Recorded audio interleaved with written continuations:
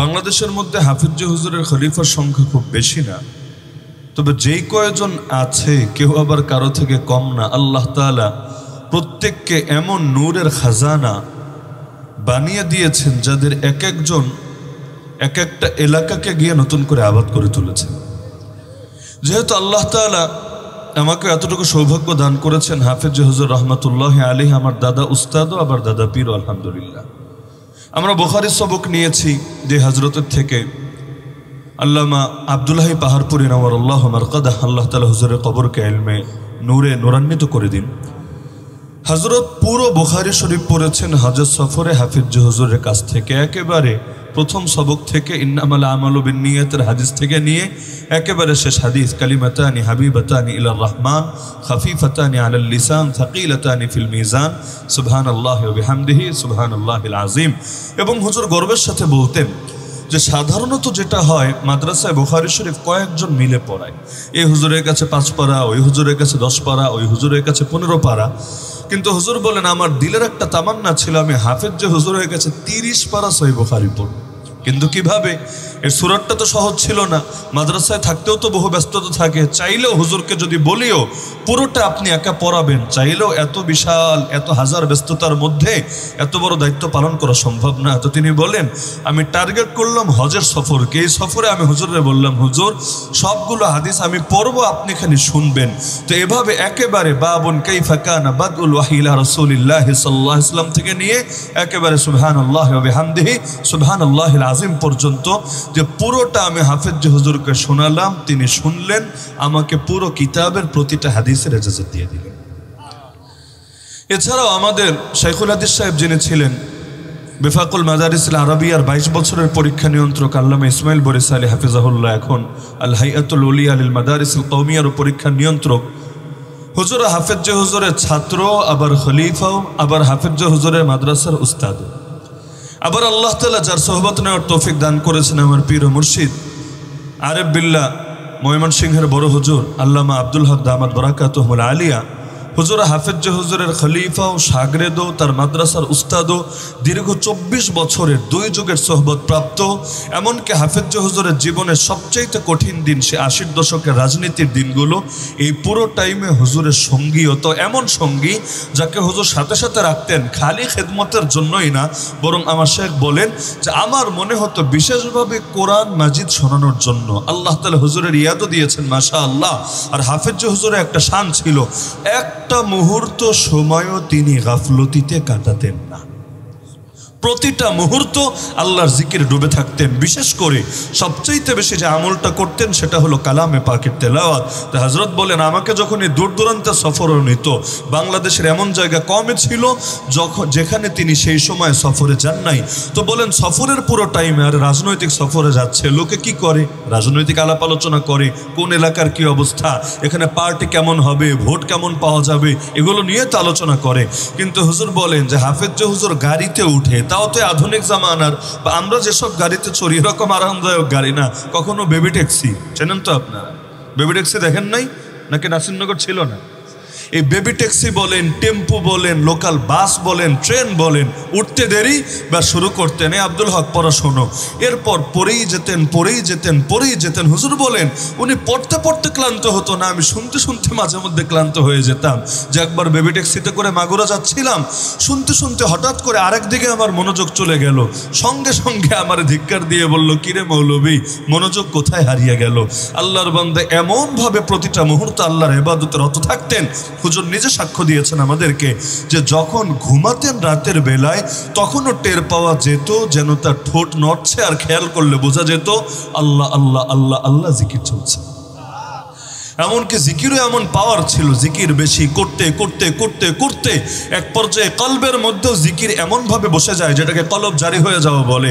যে হাফেজ হুজুরের সোহবতে যারা এসেছে, সামনে এসে যারা বসেছে, তারাও সাক্ষ্য দিতে বাধ্য হয়েছে যে তার দিলে জিকির প্রতিটা মুহূর্তে এমনভাবে চলছে, এটা উপস্থিত প্রতিটা মানুষের অন্তরকে ছুঁয়ে দিচ্ছে, ইচ্ছায় বা অনিচ্ছায় তাদের জবান থেকেও জিকির বের করে দিচ্ছে।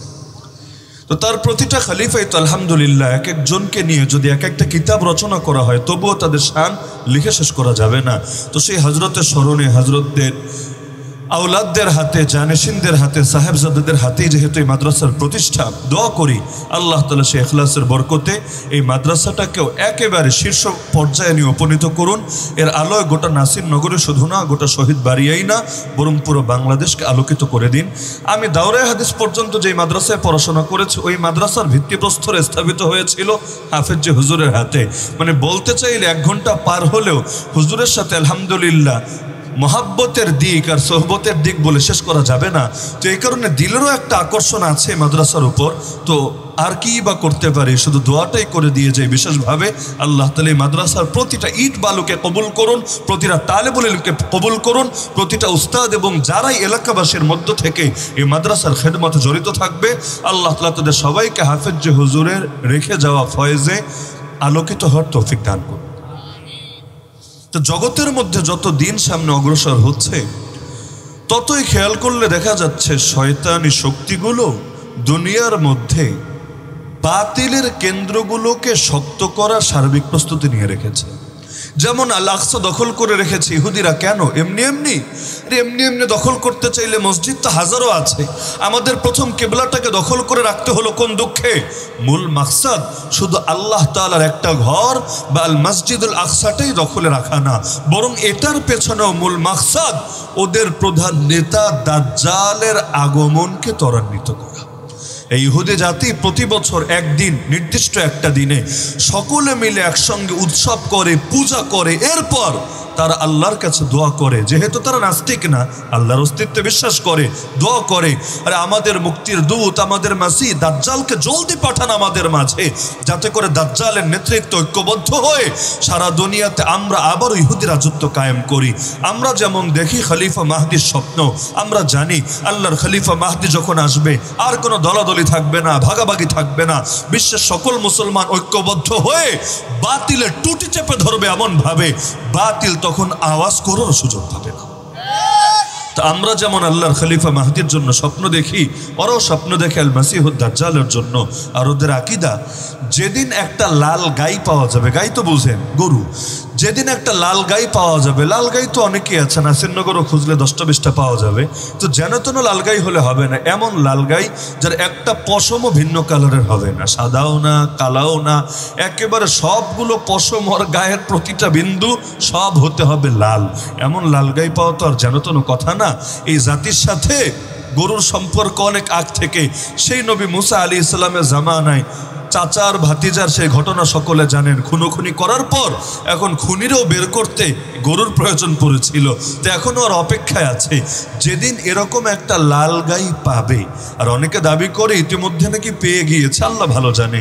তো লাল গাইটাকে জবাই করে ওটাকে পুড়িয়ে ফেলবে, এরপর নির্দিষ্ট সিস্টেমে পুজো দেবে, তারপর ওরা এই আল আকসাকে ভেঙে, নাউযুবিল্লাহ মিন যালিক, এখানে একটা মন্দির বানাবে, যে মন্দিরের নাম হবে থার্ড টেম্পল বা সুলাইমানি টেম্পল।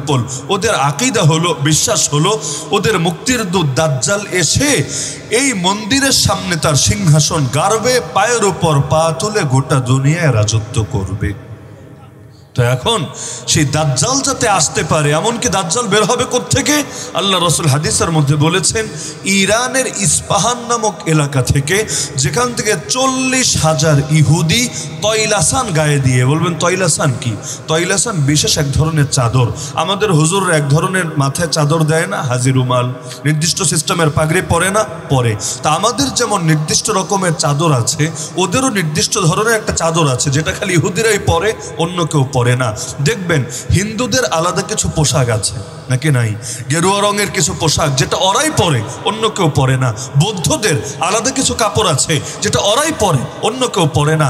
একইভাবে খ্রিস্টানদের পাদ্রি, খ্রিস্টানদের ফাদার মাদার, ওদেরও আলাদা কিছু পোশাক আছে যেটা অন্য কেউ পরে না। তো প্রতিটা ধর্মের এ ধরনের কিছু প্রতীক থাকে যেটা অন্য ধর্মের লোকদের জন্য পরা জায়েজও না। কোনো মুসলমান যদি খ্রিস্টান পাদ্রির পোশাক গায়ে দেয়, হিন্দুদের সেই গেরুয়া পোশাক গায়ে দেয়, যে কোনো মুফতির কাছে গিয়ে ফতোয়া জিজ্ঞেস করেন, তার জন্য এটা জায়েজ হবে না না জায়েজ হবে? কেন? মান তাশাব্বাহা বিকওমিন ফাহুয়া মিনহুম, যে যেই জাতির সাদৃশ্য ধারণ করবে সে তাদের একজন বলে বিবেচিত হবে। এমনকি কোরআনে বলছে ওয়ালা তারকানু ইলাল্লাযিনা যালামু ফাতামাসসাকুমুন নার, জালেমদের দিকে ঝুঁকে পড়ো না, তাহলে জাহান্নামের আগুন তোমাদেরকে স্পর্শ করবে। আর ঝুঁকে পড়ার এটাও একটা মাধ্যম, আপনি তার বেশ ধরলেন, তার ভূষা ধরলেন, কারণ যে যাকে মহাব্বত করে সে তারই বেশভূষা ধারণ করে। সুতরাং মুসলমানের জন্য এমন পোশাক পরাও জায়েজ নাই যেগুলো খালি বেদাতিরা পরে। স্পষ্ট ফতোয়া। কারো যদি ইখতিলাফ করতে ইচ্ছা হয় দলিলের আলোকে ইখতিলাফ করেন, যদি এর চাইতে ভিন্ন কোনো ফতোয়া প্রমাণ করতে পারেন আমরা আমাদের বক্তব্য কৈর্য করব, কিন্তু কিয়ামত পর্যন্ত পারবেন না। বেদাতিদের নিজস্ব পোশাক, যেটা প্রত্যেক দরবারের এমন পোশাক আছে নাকি নাই? আরে আছে নাকি নাই? এটা দেখলে বোঝা যায় এটা এই গ্রুপ, ওইটা ওই গ্রুপ, এইটা এই গ্রুপ, ওইটা ওই গ্রুপ, এগুলো চেনা যায়। তো ওদের এরকম আলাদা পোশাক যেটা তো ওদের শান প্রকাশ পায়, ওদের মান প্রকাশ পায়, ওদের আইডেন্টিটি প্রকাশ পায়, এটা আহলে সুন্নাত ওয়াল জামাতের অনুসারী যারা, তাদের জন্য পরা জায়েজ না। কারণ এটা পরার মানে হলো আপনি নিজেকে ওর কাতারে নামালেন, ওর সঙ্গে সাদৃশ্য ধরলেন। ইসলাম ইবাদত বন্দেগীর ক্ষেত্রেও সাদৃশ্যকে নিষেধ করেছে, সেখানে অন্য লাইনে সাদৃশ্যের প্রশ্ন আসে কিভাবে? আশুরার রোজা একটা রাখেন নাকি দুইটা? জ্যাঠাগ্রামের লোকেরা একটা রাখে, কয়টা রাখেন? কিন্তু আশুরা দিন কয়টা? একটা। আশুরা অর্থ কি? দশম দিন। কোন মাসের দশম দিন? রমজানের। কোন মাসের? মুহররমের। তো মুহররমের 10 তারিখকে বলা হয় আশুরা। তো এখন এই যে আশুরা, একদিনে দিন যেহেতু একটা, একদিনে রোজা রাখা যায় কয়টা? বড় মানুষ একটাই রাখতে পারে, বাচ্চারা হয়তো পারবে একদিনে 2টা 3টা 4টা 5টাও রাখে, কিন্তু বড় প্রাপ্তবয়স্ক যারা একদিনে কয়টা রোজা রাখে? একটা। তাহলে একদিনে রোজা হয় একটা, আশুরাও দিন একটা, তাহলে আবার 2 রোজার কথা আসলো কেন? কোন যুক্তিতে, কোন দুঃখে? আরে এর কারণও ব্যাখ্যা করে দিয়েছেন রাসূলুল্লাহ সাল্লাল্লাহু আলাইহি ওয়াসাল্লাম। তিনি বলেন সুমু ইয়াউমা আশুরা ওয়া খালিফু ফীহিল ইয়াহুদ, আশুরার রোজা রাখবা, কিন্তু রোজা রাখতে গিয়ে ইহুদিদের সাথে মিলে যাতে না যায় এদিকে খেয়াল রাখবা। কিভাবে? সুমু ক্বাবলাহু ইয়াওমান আও বাদাহু ইয়াওমান, হয়তো এর আগে একদিন রোজা রাখবা, না হলে এর পরে একদিন রোজা রাখবা। তাহলে তোমাদের রোজা হবে 2টা, ওদের রোজা হবে একটা। তো এক রোজার ক্ষেত্রেই যদি এত মাসালা, এমনকি নামাজ পড়া ভালো না খারাপ? ভালো, কিন্তু 3টা টাইম এমন আছে, এই 3 টাইমে নামাজ পড়া ভালো না, খারাপ, গুনাহ হবে আপনার। কোন 3 টাইম? যখন সূর্য ওঠে, যখন ডোবে, আর যখন ঠিক মাথার উপরে থাকে। এই 3 টাইমে নামাজ পড়লে 1 রাকাত নামাজ 100 রাকাতের সওয়াব পাওয়া যায়। নাকি গুনাহ হয়? কেন? নামাজই তো নামাজ তো ভালো জিনিস, তো ভালো জিনিস করলে আবার গুনাহ হবে কোন দুঃখে? হ্যাঁ, বলা হবে নামাজ ভালো জিনিস, কিন্তু এই 3 টাইমে সূর্যের পূজারীরা সূর্যের পূজা করে। এখন তুমি যদি আল্লাহরেও সেজদা দাও, ওই দেখতে একটু ওদের সঙ্গে মিল পাওয়া যায়, ওরাও এই টাইমে ইবাদত করছে, তুমিও করছো। এখন নতুন একজন লোক যে জানে না, যে বোঝে না, ও তো দেখলে ভাবে আরে তুমিও মনে হয় সূর্যেরই পূজা দিচ্ছ। এই যে বাহ্যিক এতটুকু সাদৃশ্য, দিল কিন্তু খাঁটি, দিলে আল্লাহ আছে, আর কেউ নাই। কারণ মুসলমান সেজদা যখন দেয় একমাত্র আল্লাহকে দেয়। এমনকি ফতোয়া হলো কেউ যদি কাবাকেও সেজদা দেয়, আমরা কিন্তু কাবাকে সেজদা দেই না, সেজদা দেই কাকে? আমরা মুখ ফিরাই কাবার দিকে, কিন্তু সেজদা দেই একমাত্র, কেবলমাত্র, শুধুমাত্র আল্লাহ রাব্বুল আলামিনকে। এখন কেউ যদি আল্লাহকে বাদ দিয়ে কাবাকে সেজদা দেয়, কাবার দিকে মুখ ফিরিয়ে না, কাবাকে সেজদা দেয়, তাহলে মুসলমান থাকবে না বেঈমান হয়ে যাবে? সেজদা দিতে হয় কারে? আরে কারে? একমাত্র আল্লাহকে, দ্বিতীয় কাউকে সেজদা দেওয়ার প্রশ্নই আসে না। রাসূল বলেন লাউ কুনতু আমুরু আহাদান আন ইয়াসজুদা লি আহাদ লা আমারতুন নিসা আন ইয়াসজুদনা লি আজওয়াজিহিন্না, আমি যদি কোনো মানুষকে আদেশ দিতাম আর কোনো মানুষকে সেজদা করার, নারীদেরকে বলে দিতাম যেন স্বামীদেরকে সেজদা করে, কারণ তাদের উপর তাদের স্বামীদের এই পরিমাণ অবদান আর অনুগ্রহ আছে, কিন্তু আদেশ আমি দেই নাই। সুতরাং আল্লাহর রাসূলের শরীয়তে আল্লাহকে বাদ দিয়ে অন্য কারো সেজদা করার অনুমতি নাই। মাজারে সেজদা দেওয়ার, খাজা বাবারে সেজদা দেওয়ার, জিন্দা পীর মুর্দা পীরের সেজদা দেওয়ার। এখন যদি বলি ইউসুফ নবীরা যদি তার ভাইরা সেজদা দিতে পারে, আদম নবীকে যদি তার সামনে ফেরেশতারা সেজদা দিতে পারে, নবীর গায়ে যদি না জ্বলে তোমার গায়ে জ্বলে কোন দুঃখে? তুমি কি ওয়াহাবি কি ডায়লগ মারে না কি মারে না? এভাবে মারে। এখন গায়ের জোরে ঠেইলা মাসালা সাব্যস্ত করে। আজকাল তো হালত এমন হয়েছে, নিজেরা আমল আবিষ্কার করে। যদি বলেন বেটা আমল করলে ভালো কথা, এই আমল পাইলি তুই কোন সহি দলিল থেকে? জবাব কি দেয় জানেন? সহি দলিল লাগে না, সহি দিল থাকলেই চলে। এই দিলটারে ধুয়া জাদুঘরে টানায় রাখা দরকার। যেটা দলিল লাগে না, সহি একটা দিল থাকলেই চলে। তো এখন মাজারে মাজারে গিয়ে সেজদা দেয়, আর দলিলটা ইউসুফ নবীর শরীয়ত থেকে আর আদম নবীর সেই ঘটনা থেকে। হ্যাঁ, এগুলো কোরআনে আছে, সন্দেহ করার সুযোগ নাই, আমরা সন্দেহ করিও না। কিন্তু এই রকম কোনো পাগলরে দেখলে খালি একটা প্রশ্ন করবেন, দ্বিতীয় কোনো প্রশ্ন লাগবে না।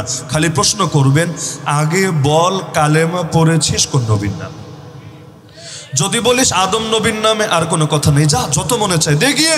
যদি বলে কালেমা পড়েছি ইউসুফ নবীর নামে, আর কোনো কথা নাই, কত সেজদা দিতে মনে চায় দেখিয়ে। তো যদি বলে কালেমা পড়েছি মুহাম্মাদুর রাসূলুল্লাহ সাল্লাল্লাহু আলাইহি ওয়াসাল্লামের নামে, আরে পাগলা, নাম লাগাবি একজনের, কাম করবি আর একজনের, এটা তো মেনে নেওয়া যায় না।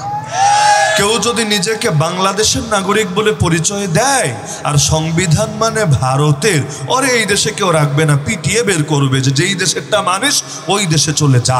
কেউ যদি পরিচয় দেয় নিজেকে তুরস্কের নাগরিক, তো সংবিধান মানে আমেরিকার, ওরে তুরস্কে রাখবে না, ওরে দেশ থেকেই বিতাড়িত করে দিবে। কেউ যদি করে আওয়ামী লীগ কিন্তু আদর্শ মানে বিএনপির, অথবা করে বিএনপির আদর্শ মানে আওয়ামী লীগের, দল তারে কোলে তুলে নাচবে না লাথি মেরে বের করবে। এটাই দুনিয়ার নিয়ম। যে যার নাম বলে সে তার আদর্শ মানতে বাধ্য থাকে। উদাহরণস্বরূপ আপনি বললেন আমার পীর বরুণার হজরত, কিন্তু আদর্শ মানের আর এক ভণ্ড পীরের। ওই ক্ষেত্রে বরুণা সাহেবের মুরিদ যারা আছে এলাকায়, ওরা কি আপনার এই পরিচয় নিয়ে চলতে দেবে, নাকি আপনারা সোজা করে দিবে? এটাই নিয়ম। যে যার নাম বলবে সে তার আদর্শ মানতে বাধ্য থাকবে। তো কালেমা পড়বি আমার নবীর নামে, আদর্শ নবী আরেক নবীর থেকে, আমরা এই ধর্ম ব্যবসা করতে দেব না। পিটিয়ে পাটিয়ে তোমার সোজা করে ছাড়বো ইনশাআল্লাহ। সকল নবীর শরীয়ত যদি একই হতো, এত নবীর দরকার ছিল? এক নবী হলেই তো চলতো। একজন নবী আসতেন, কিয়ামত পর্যন্ত তার শরীয়ত চলতো। কিন্তু নবী ভিন্ন কেন? নবী ভিন্ন, নবীরা আল্লাহর পক্ষ থেকে এসেছেন, আল্লাহর পক্ষ থেকে বার্তা প্রচার করেছেন, আলাদা আলাদা প্রেসক্রিপশন দেওয়ার জন্য। এখন একই ডাক্তার, কিন্তু প্রেসক্রিপশন কিন্তু সবসময় এক হয় না। একজন বুড়া মানুষ গেল ডায়াবেটিসের রোগে, এক প্রেসক্রিপশন দিবে। ছোট একটা বাচ্চা গেল, দুধের বাচ্চা, আরেক প্রেসক্রিপশন দিবে। প্রেগন্যান্ট মহিলা গেল, আরেক প্রেসক্রিপশন দিবে। আর আমার মতো একজন সুস্থ সবল নওজোয়ান গেল, আরেক প্রেসক্রিপশন দিবে। প্রেসক্রিপশন কিন্তু এক হবে না। ডাক্তার এক, কাগজও এক, চেম্বারও এক, মেডিকেলও এক, সব এক, কিন্তু প্রেসক্রিপশন হয় ভিন্ন। কেন? কারণ এর জন্য এইটা ভালো, এর জন্য এইটা ভালো, ওর জন্য এইটা ভালো, ওর জন্য এইটা ভালো। তো এটা তো ডাক্তারই ভালো বোঝে। এখন যদি কেউ চ্যালেঞ্জ দেয়, আরে ওরে এইটা দিলা, আমারে এইটা দিলা কেন, তাহলে ডাক্তার রাগ করবে নাকি করবে না? তো কোন জামানার মানুষের জন্য কোনটা ভালো, এটাকে আল্লাহর চাইতে বেশি কেউ জানবে? আরে বলে না, সবচাইতে ভালো জানবে কে? আল্লাহ। তো সে আল্লাহ এক এক নবীকে দিয়ে এক এক প্রশ্নপত্র পাঠিয়েছেন আমাদের সামনে, যে বান্দা এটার জবাব দে, তুই এটার জবাব দিলেই তোরে আমি পুরস্কার দেব। তো এখন এই নবীরা এসে আমাদের কাছে আল্লাহর পক্ষ থেকে সেই প্রশ্নপত্র, সেই শরীয়ত দিয়ে গেছেন। সুতরাং আমাদের জন্য এই শরীয়তেই কল্যাণ, অন্য শরীয়তে কল্যাণ না। আল্লাহর চাইতে যারা বেশি বুঝতে যায় তাদেরকে আর হক বলা যায় না। তো দুনিয়াতে সব কিছু শুধু ইবাদত করলেই মাকাম বাড়ে এমন না। ইবাদতটা রাসূলের তরিকা অনুসারে এজন্যই হওয়া লাগে। না হলে ঈদের দিন রোজা রাখলেও সওয়াব হতো, কিন্তু ঈদের দিন রোজা রাখলে সওয়াব হয় না, উল্টা গুনাহ হয়। বিয়ে শাদী না করলেই সওয়াব বেশি হতো, কারণ টাইম বাঁচতো, ওই টাইমে ইবাদত বন্দেগি করে উল্টায় ফেলাইতো। কিন্তু যে কোনো আলেম ফতোয়া দিবে নবীর হাদিস দেখিয়ে, বিয়ে করলে ঈমানকে পরিপূর্ণ করে ফেললো। তার মানে তোমার আকল দিয়ে ইসলাম চলবে না, আল্লাহ রসুলের আদর্শ দিয়ে ইসলাম চলবে। এখন আবার নতুন নতুন ব্যাখ্যা বের হয়, এক ব্যাখ্যায় ধরা খেলে নতুন ব্যাখ্যা বের করে। এখন বলে কি জানেন, আমরা সেজদা দেই না, আমরা আমাদের দরবারে গিয়ে, পীর সাহেবের মাজারে গিয়ে মাটিতে চুমু খাই আর কপাল ঘষি। ডাইরেক্ট বলে না যে আমরা সেজদা দেই, এটা বলে না, ওই সাহস হারিয়ে ফেলেছে, কারণ ওইটা দিলে ধরা খায়। এখন যেহেতু অভিজ্ঞতা আছে এই দলিল আর টিকবে না, হুজুররা এগুলো খণ্ডন করে ফেলেছে, এখন নতুন দলিল আবিষ্কার করেছে। আমরা সেজদা দেই না, কি করে? কপাল ঘষে আর চুমু খায়। এখন সেজদা বলে কারে? সেজদা তো আরবি শব্দ, সেজদা অর্থ কি আপনারা আলেম ওলামার থেকে যাচাই করেন, নিজেরাও ডিকশনারি থেকে খুঁজে বের করেন। সেজদা অর্থই হলো ওয়াদউল জাবহাতি আলাল আরদ, কপালকে মাটিতে রাখা, এর নামই সেজদা। সেজদা অর্থ কি? কপাল মাটিতে রাখা। মাথায় রাখবেন, সেজদা অর্থ কি? কপাল মাটিতে রাখা। এখন সেজদা মানে সুবহান রাব্বিয়াল আলা বলা না।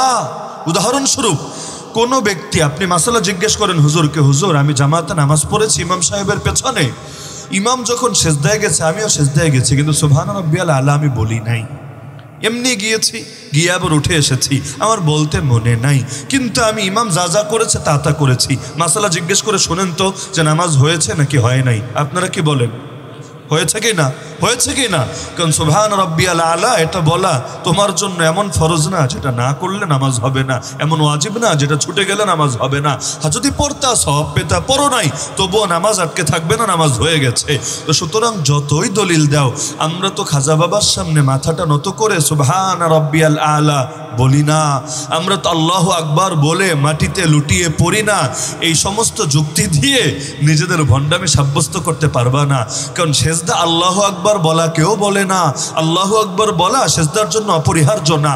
একইভাবে সেজদায় গিয়ে সুবহান রাব্বিয়াল আলা এটাও বলা আবশ্যক না, বরং সেজদা মানেই হলো কপাল মাটিতে রাখা। যে কারো সামনে কপাল মাটিতে রাখলো সে তাকে সেজদা করলো। আর আল্লাহকে বাদ দিয়ে যারেই তুমি সেজদা করবা, তোমার ঈমান তোমার আমল নিয়ে প্রশ্ন উঠবেই উঠবে।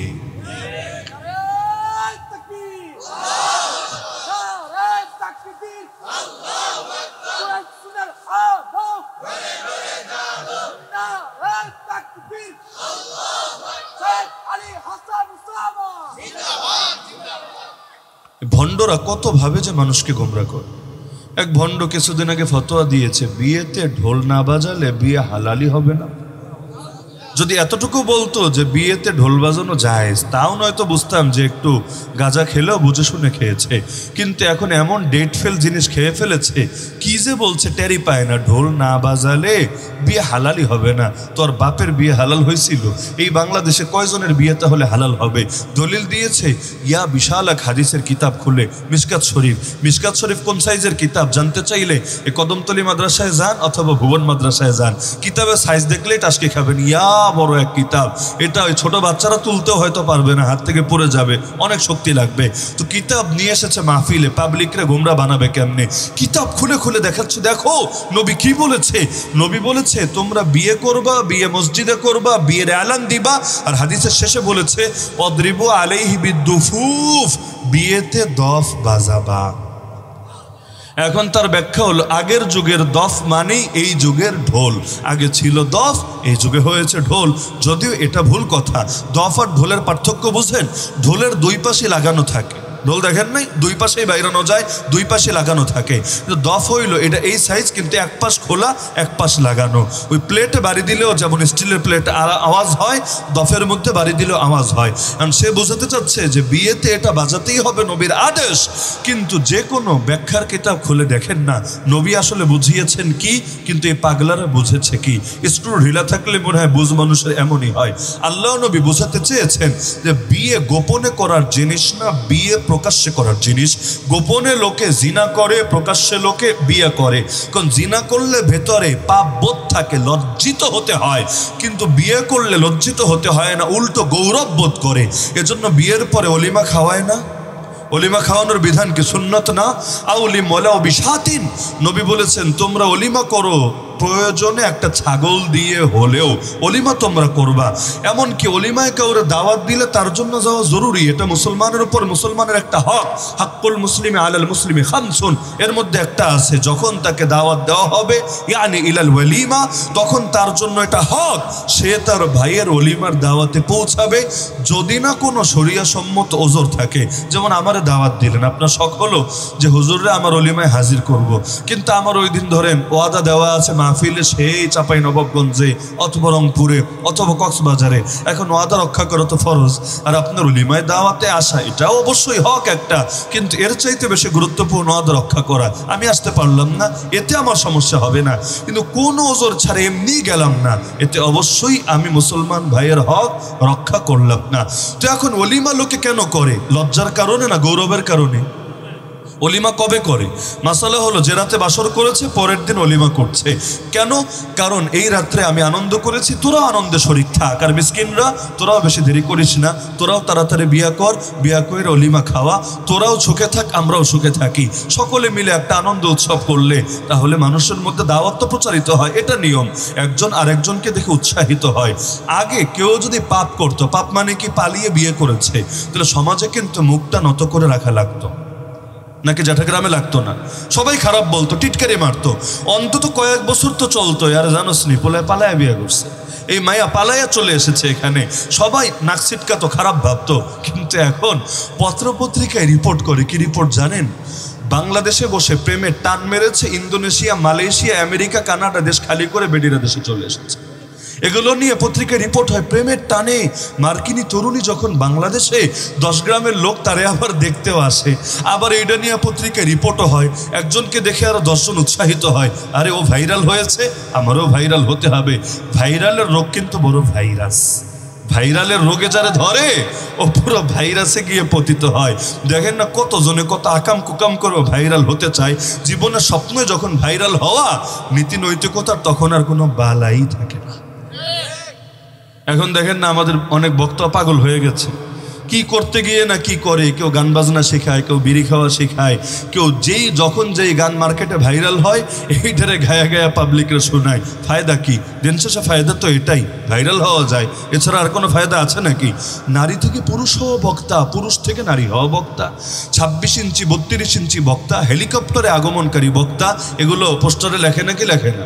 আচ্ছা 26 ইঞ্চি হলে হেদায়েত বেশি আর 32 ইঞ্চি হলে হেদায়েত কম, এরকম কোনো ফতোয়া কোনো কিতাবে আছে নাকি?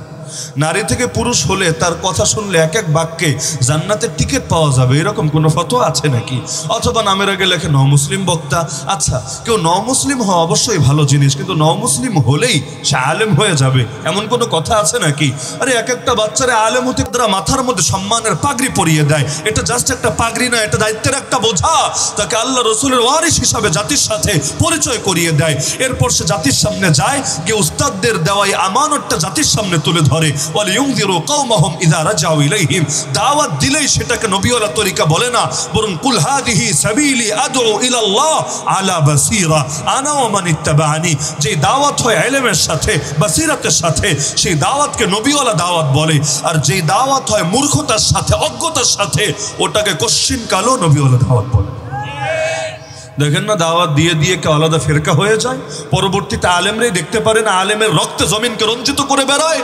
আর একদিকে আলেমদের উপর সন্ত্রাসী কাজ চালায়, আবার আরেকদিকে এসে দিন শেষে এই টিটকারিও মারে, এই হুজুররা ঐক্যের পথে অন্তরায়। নাউযুবিল্লাহি মিন যালিক। তবে কি সন্ত্রাসীদের সাথে ঐক্য করতে হবে? যাদের হাত এই মাসুম তালেবুল ইলমদের রক্তে রঞ্জিত, ওদেরকে কোলে তুলে নাচতে হবে। আরে ভুলের জায়গায় একজন মানুষ ভুল করেছে ভালো কথা, এখন যদি সে রুজু করে তাহলে তার ভুলের পাপ মাফ হলো, কিন্তু রক্তের বিচার তো আগে হতে হবে। যাদের হাত রক্তে রঞ্জিত হয়ে আছে, এরকম উগ্রবাদী আর সন্ত্রাসবাদীদের সাথে ঐক্য কিভাবে হতে পারে? দুনিয়া বহু দেশে আলেম বিদ্বেষী আছে, এটা সত্য, কিন্তু বাংলাদেশে যেই ক্যাটাগরির উগ্রবাদী আর সন্ত্রাসী তৈরি হয়েছে, এমনটা দুনিয়াতে আর কোথাও আছে কি না আল্লাহ ভালো জানে। যতই নিজের দায় ঢাকার চেষ্টা করুক, যে আমি এক জায়গায় আলোচনা করেছিলাম, এটার বিপরীতে খুব খেপে গিয়ে বলেছে, আরে টঙ্গীর মাঠে আমরা কি আগে মেরেছি নাকি? এই ছাত্ররা আমাদেরকে আগে মেরেছে, ওরা ঢিল মেরেছে, এই মেরেছে, সেই মেরেছে, আমরা খালি প্রতিরোধ করেছি। আরে প্রতিরোধ করা কাকে বলে? পুলিশও তো মারে, মিছিল করলে মারে না? আরে মারে না? 2013-তে আমরা মাইর খাই নাই? 2009-10-এ আমরা মাইর খাই নাই? শহীদ বাড়ি আন্দোলন করতে গিয়ে আপনারা মাইর খান নাই? 6 জন মানুষ এই যে গত তারিখেই তো সম্ভবত 2-1 দিন আগে, এই তারিখেই সে কতকাল আগে শহীদ হয় নাই? তো মাইর তো ময়দানে বহুতই খাওয়া লাগে। কেউ ময়দানে নামবে আন্দোলনে, কিন্তু মাইর খাবে না, এটা হয় নাই, হওয়ার কথাও না। যারা নামে মাইর খাওয়ার প্রস্তুতি নিয়েই নামে। এই যে আমাদের যে আলেমরা কারাগারি, তারা কি জানতো না দ্বীনের পথে আন্দোলন করতে গেলে, দ্বীনের কথা বলতে গেলে ঝুঁকি আছে? আরে জানতো, জেনেই নেমেছে। এ কারণে মনে দুঃখ লাগে না, কারাগারটাও তাদের কাছে আফসোসের কারণ হয় না। এ কারণে দেখবেন কত রাজনৈতিক নেতা ঢুকে এক দলের হয়ে বের হয় আর এক দলের হয়ে। কেন? অনেকে মানসিকভাবে প্রস্তুত থাকে না জেল খাটার জন্য, তো জেলে গেলে আর বিশ্বাস ধরে রাখতে পারে না, গাদ্দারের খাতায় নাম দেখিয়ে আসে। কিন্তু আমাদের আলেমরা দেখেন না, বছরের পর বছর তিনটা বছর ধরে পড়ে থাকলেও দালালি করতে রাজি হয় না। কারণ দালালি করতে রাজি হলে এতদিন পড়ে থাকা লাগে না। তো এখন মাঠে যখন নামে, পুলিশ যখন গুলি করে, পুলিশ যখন টিয়ার সেল মারে, তো কি করে? গিয়ে যত পুলিশ যেখানে পায় সব মাইরা মইরা শেষ করে দিয়ে আসে না, বরং আত্মরক্ষার জন্য একটু পিছিয়ে আসে, অন্য কোনো কৌশলের পথে হাঁটে। এটাই তো নিয়ম। এমনকি নেতারাও বলে দেয়, আইন নিজেদের হাতে তুলে নিও না, প্ল্যান এ সাকসেসফুল না হলে প্ল্যান বি আমরা নেব ইনশাআল্লাহ। এটাই তো নিয়ম, নাকি ভিন্ন কোনো নিয়ম আছে? যে যেহেতু আমাদের গায়ে টিয়ার সেল মেরেছে, লাগা গৃহযুদ্ধ। এখন বাংলাদেশে যুদ্ধ চলতে থাক, যুদ্ধ করে করে নিজেরাই মরি, পরে পার্শ্ববর্তী শয়তানরা এসে দখল কইরা নিয়ে যাক। এরকম পলিসি নিয়ে আন্দোলন করেন নাকি আপনারা? কোশ্চিন কালেও না। আমরা যখন ছাত্র ছিলাম, আন্দোলনে যখন মুরব্বীরা আমাদেরকে একটা পর্যায়ে গিয়ে লাগাম ধরতেন, মুফতি আমিনুর রহমতুল্লাহ আলাইহির কথাই বলেন, অন্যান্য বুজুর্গদের কথাই বলেন, বিশ্বাস করেন যেহেতু ছাত্র, তখন রক্তে আগুন জ্বলতে থাকতো। এটাকে পরাজয় মনে হতো, এটাকে লাঞ্ছনাকর বিষয় মনে হতো। ওই হুদায়বিয়ার প্রান্তরে আল্লাহ রাসূল সাল্লাল্লাহু আলাইহি ওয়াসাল্লাম যখন চুক্তি করলেন, দেখেন না, ওমর পর্যন্ত মানতে পারেন নাই, এসে বলছেন, ইয়া রাসূলুল্লাহ, আপনি কি হক নবী না? ইসলাম কি হক ধর্ম না? আমরা কি হকের উপর নাই? সব যদি হকই হয়ে থাকে, তাহলে আমরা লাঞ্ছনার উপর চুক্তি করব কোন দুঃখে? আল্লাহ রাসূল দিল বুঝেছেন যে ওমর আসলে রাগান্বিত হয়ে এটা বলে ফেলছে। বাস্তবে ইসলামকে ঘৃণা করে এমন না, নবীর প্রতি ভালোবাসায় কমতি আছে এমন না। তা রাসূল উত্তেজিত হলেন না। আল্লাহ রাসূল ঠান্ডা মাথায় জবাব দিলেন, হ্যাঁ ওমর, আমি হক নবী, ইসলাম হক ধর্ম, যা করেছি আল্লাহর আদেশেই করেছি। চলে গেল আবু বকরের কাছে, এ আবু বকর, আপনি বলেন, আল্লাহর রাসূলকে হক নবী না? ইসলাম কি হক ধর্ম না? আমরা কি হকের উপর নাই? সব যদি সহি হয়, তাহলে আমরা লাঞ্ছনার উপর চুক্তি করব কেন? হয়তো বাঁচবো, না হলে মরবো, কিন্তু মাথা নত করবো কেন? আবু বকর একে জবাব দিলেন যে জবাব আল্লাহ রাসূল সাল্লাল্লাহু আলাইহি ওয়াসাল্লাম দিয়েছেন। কারণ কলবে কলবে মিলে গেলে মুখ দিয়েও একই কথাই বের হয়ে আসে। পরবর্তীতে ওমর রাদিয়াল্লাহু আনহু বুঝেছেন, তিনি বলেন, আল্লাহ তাআলা আমারও শরহে সদর দিলেন। আমার সারাটা জীবন আফসোস হয়েছিল ওই দিনের আচরণ নিয়ে। হায় রে, আমি রাগের মাথায় কি না বলে ফেললাম, আল্লাহ রাসূলকে আফসোস করেছেন। তো আমাদেরও হালতটা এমন হতো, ভেতরে টকবক করতে থাকতো রক্ত। হাই, কি হচ্ছে এটা? কেন আমাদেরকে পিছিয়ে যেতে বলে? কপালে যা আছে তা হবে, ডু অর ডাই। হয়তো কিছু করব, না হলে মরবো, তো ফয়সালা কিছু একটা হবে। তো তখনের আবেগটা তখনের মতোই থাকে। কিন্তু আল্লাহ তাআলা পরবর্তীতে বোঝার তৌফিক দিয়েছেন, না, কিছু সময় 10 কদম আগানোর জন্য 2 কদম একটু পেছানো লাগে। এটা হার মানা না, বরং এটা পরবর্তী কোনো কৌশলের জন্য প্রস্তুত করা। তো এখন সেই ময়দানে যদি তর্কের খাতিরে মানিও, যে কোনো তালেবুল ইলম তর্কের খাতিরে মানি, আমি এই শব্দটা কিন্তু বলছি, এটা মাথায় রাখি, তর্কের খাতিরে যদি মানিও, হ্যাঁ কোনো বাচ্চা মানুষ হয়তো কেউ ভুল করেছে, ঢিল মেরে দিয়েছে, এর জবাব কি এটা? মসজিদের মধ্যে গিয়েও পিটাতে হবে? এর জবাব কি এটা? আর ডজন ডজন মাসুম বাচ্চার মাথা থেতলে দিতে হবে মেরে মেরে? এর জবাব কি এটা? তাদেরকে ধাওয়া করে করে নিয়ে সেই পচা পানির মধ্যে, সেই নদীর মাঝে তাদেরকে নিয়ে ফেলতে হবে? আরে কি এক দৃশ্য এটা! এই দেশ যতদিন থাকবে, মুসলমান এই দুঃখ হয়তো কোনোদিন ভুলতে পারবে না। এমনকি আপনাদের এলাকারও এমন কেউ থাকতে পারে যে ময়দানে মাইর খেয়েছে। আমাদের বহু তালিবুল ইলম সেই ময়দানে আহত হয়েছে, রক্তাক্ত হয়েছে। কত বড় কঠিন একটা ট্র্যাজেডি! যে সন্ত্রাসী কাজ, এটা কিসের জবাব হতে পারে? এই 6 উসুলের মধ্যে, 5 কাজের মধ্যে এই মারামারির কোনো উসুল আছে নাকি? আরে আছে নাকি? নাই তো। তাহলে এটা কোত্থেকে আসলো? এমন কি এখন তো সরকারের পর্যন্ত হুমকি দিতে শুরু করেছে, দেখেছি কয় ঘন্টার জানি আলটিমেটাম দিয়েছে। এর মধ্যে দিল্লির মাওলানা সাহেবরে আসতে না দিলে স্বরাষ্ট্রমন্ত্রীকে নাকি পদত্যাগ করতে হবে। খুঁটির জোর যে কোথায় আল্লাহ ভালো জানে, যেন তো না হুমকি না। আবার আওয়ামী লীগের কোনো নেতারে পদত্যাগের আলটিমেটাম দেওয়া এটা তো যেন তেন ব্যাপার না।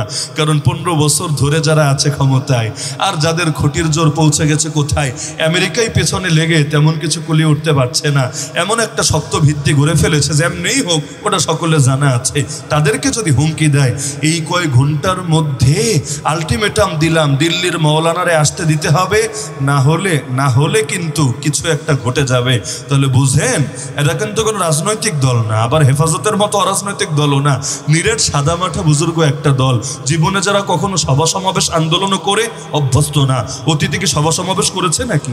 এই ব্যানারে কোনো আন্দোলন হয়েছে নাকি? কিচ্ছু না। তারপর এত বড় হুমকি আসে কোত্থেকে? আমার কাছে লাগে ডাল মে কুছ কালা তো জরুর হ্যায়। পেছন থেকে বড় কোনো সাপোর্ট যদি না থাকে, টুকটাক গ্রিন সিগন্যাল যদি না থাকে, যদি থেকে বলা আছে তোরা চাপ দে, এই মৌলানারে আমরা হাজির করাবো। আর হুজুররা কি করবে?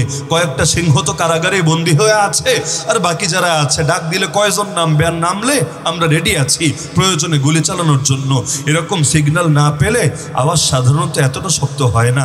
না হলে তাদের ভাষাতে এমন হওয়া দরকার ছিল, আসতে দিলে ভালো হয় তো ভাই, এমন করলে আখেরাতে ফায়দা হবে, এই টাইপের ভাষা দিয়েই তো দাওয়াত দিতে অভ্যস্ত। আলটিমেটাম যেন তেন ব্যাপার কিন্তু এটা না। আল্লাহ ভালো জানে এই জাতির কপালে কি আছে। কিন্তু এই হালতগুলো আসলে এমন না।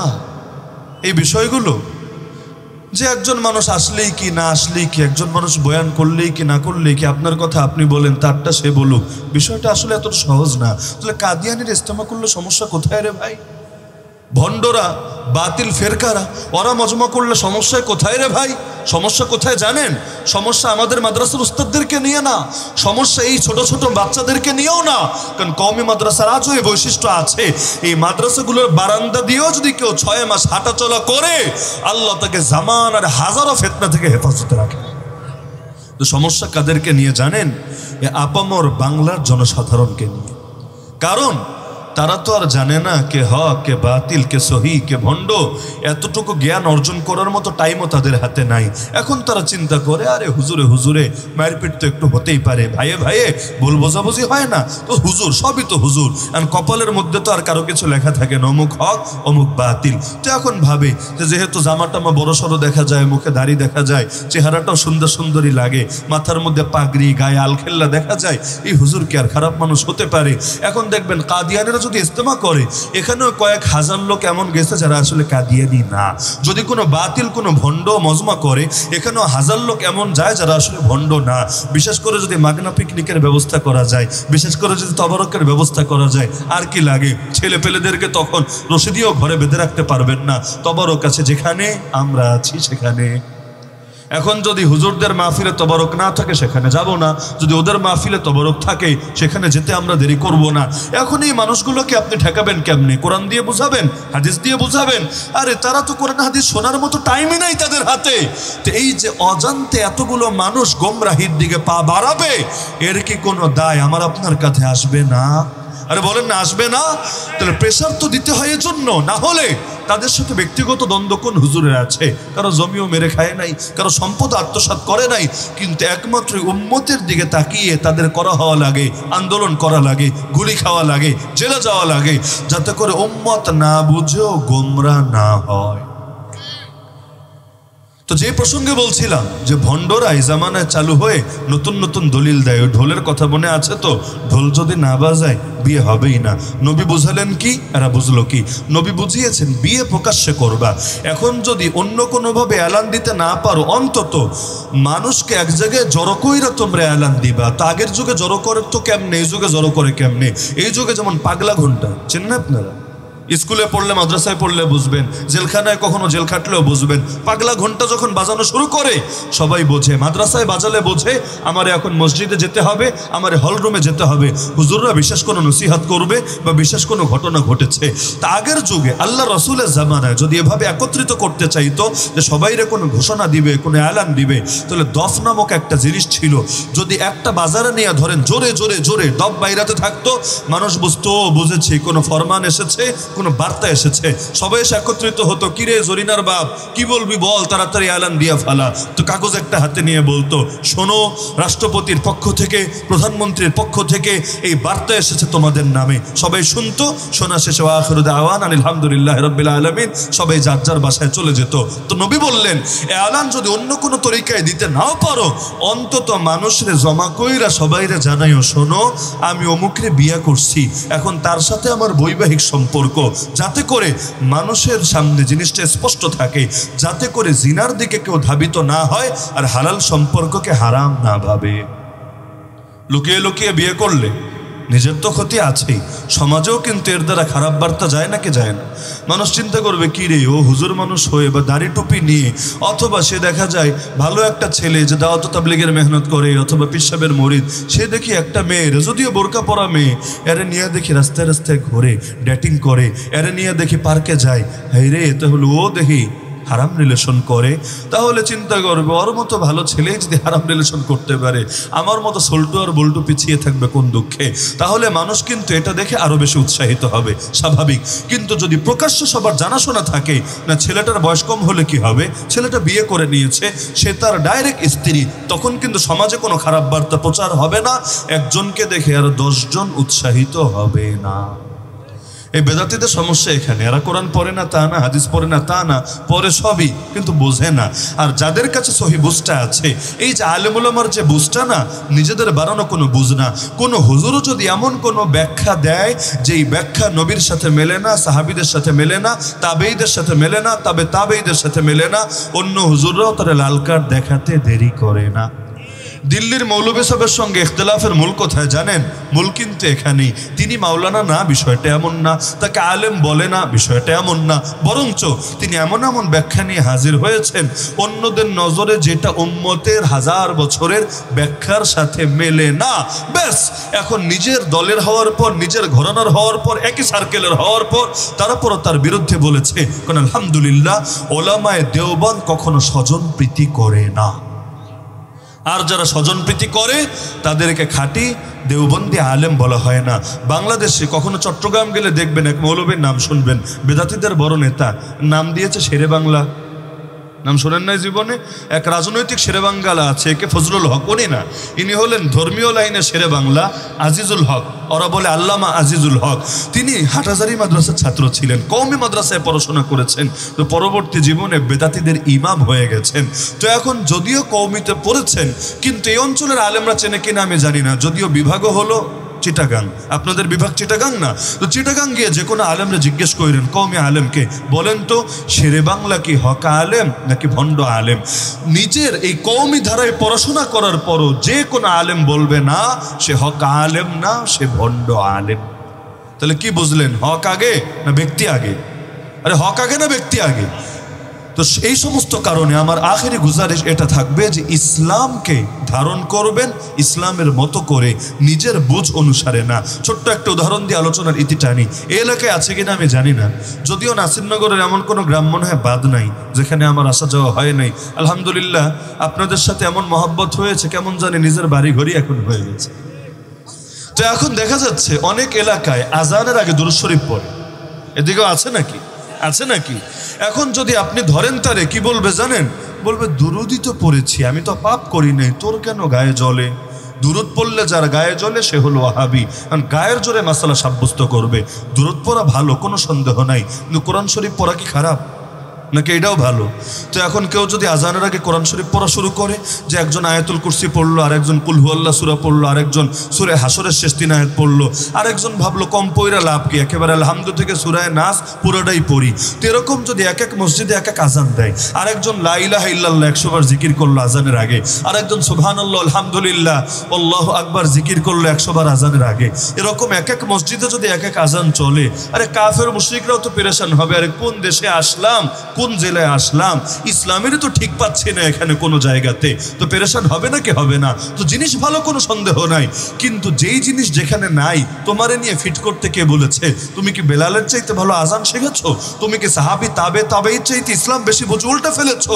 কালেমা পড়ছো এক নবীর নামে আর আদর্শ নিচ্ছ আরেক ব্যক্তির থেকে, এটা তো ঠিক না। সুতরাং আজান নবীর জামানায় শুরু হয়েছে আল্লাহু আকবার দিয়ে, আমাদের জামানায় শুরু হবে আল্লাহু আকবার দিয়ে। এখানে ব্যক্তির আবেগ কি এটা মুখ্য না, আল্লাহ রাসূলের আদর্শ কি এটা মুখ্য।